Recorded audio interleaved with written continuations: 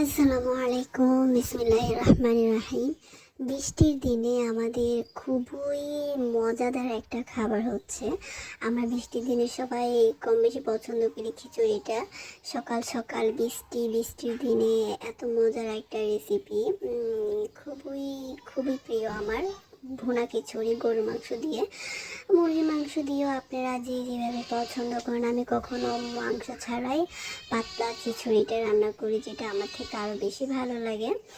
তো আপনাদের মধ্যে কারা কারা খিচুড়ি খেতে পছন্দ করেন, কারা কারা গরুর মাংস দিয়ে পছন্দ করেন, আমাকে সুন্দর একটা কমেন্ট করে যাবেন। তো চলুন, আমি কথা না বাড়িয়ে আমার সেই অল্প সময়ে আমি রেসিপিটা আপনাদের সাথে একটু শেয়ার করি, আর সবাই আমার সাথে থাকবেন।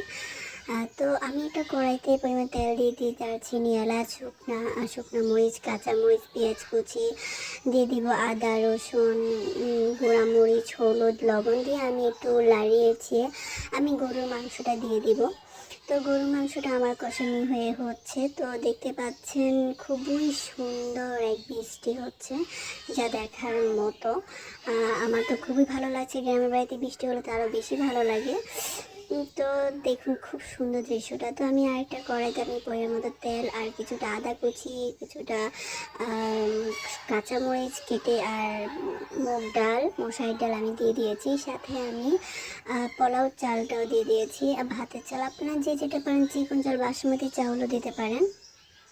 আমি একটু হয়ে গেলে আমি দিয়ে দিব গরুর মাংসটা যে কষিয়ে রেখেছি, সেটা দেওয়ার পর দেখতে পাচ্ছেন আমার খিচুড়িটা খুব মজাদার খিচুড়ি হয়ে গেছে।